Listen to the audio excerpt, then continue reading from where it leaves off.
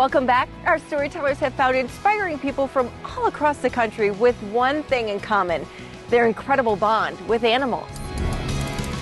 Meet 15-year-old Mason. My parents had a 1974 Maytag washer and dryer, close to bottom of the line, and I absolutely loved those machines. I loved the way they sounded, the way they ran. Even he'll admit he's a bit obsessed with appliances. The older washers and dryers in particular. Mason's instructor at Hooves of Hope, where he takes therapeutic riding lessons, says in working with him for 3 years, she's found his ability to fixate on things as a strength. So if Ellie, his horse, starts to act a little differently, my first question to Mason is, "What's going on with you, bud?"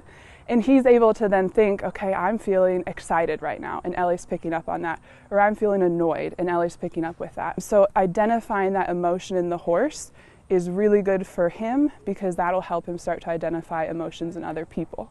I feel like she's like me, probably a little bit excited and a little bit tired. With all that's going on right now, and with my stress, because I get stressed about and having like too much homework, if that makes any sense, then what's nice is that whenever I come out here, it just allows me to, forget about all that for a little bit. The biggest change I see in every individual we bring here is confidence. That confidence led Mason to share his love for appliances with Hooves of Hope. I mentioned that to Mason one time, I think it was like 6 or so months ago, when he just asked, what do you do with the saddle pads? I said, well, actually I have to take them home.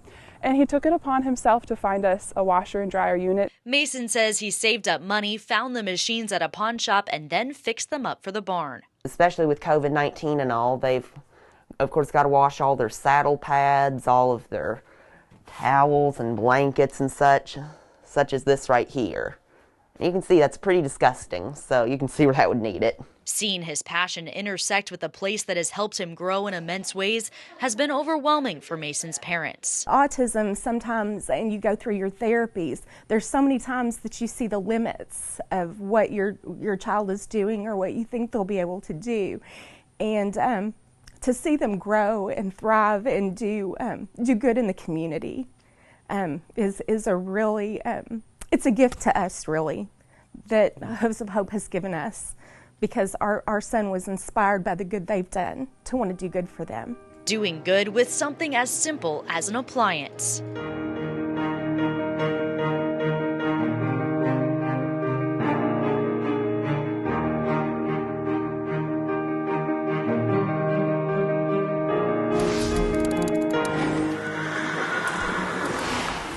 It might not seem like a natural pairing.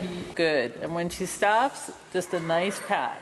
But one nonprofit in Baltimore County is proving that retired thoroughbred racehorses and veterans make great partners. It's been rewarding every day just to see the smiles on the faces. Steve Mooney first got involved with Saratoga Warhorse 5 years ago, participating after he got back from a deployment in Afghanistan and suffered from PTSD and insomnia. It's helped me cope with things a little different, helped me look at stress a little different. It changed his life, the connection you work to earn from the horse. They're running around that pen trying to avoid you, right? And then as you interact with the horse, right, it comes to a point that the horse is going to kind of say, all right, I want to be a friend now.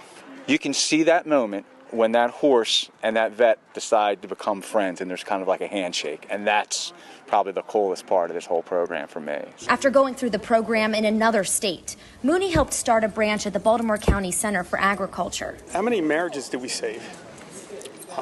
How many people came off substance abuse? Now the program's adapting to help the thousands of Maryland National Guardsmen who dropped what they were doing to help the state through this COVID-19 pandemic. This is a completely different thing that none of us have dealt with in the past. Tech Sergeant Miriam Jarvis was one of the first to try the pilot program on the eve of Veterans Day. He feels comfortable, Horses don't do this if they don't feel safe. And she said she'll definitely tell her fellow service members about the unique opportunity. We can relax more when we're outside of the base and we take off the uniform and we can just express what we're feeling. So this is a huge opportunity for people to come off base and do that.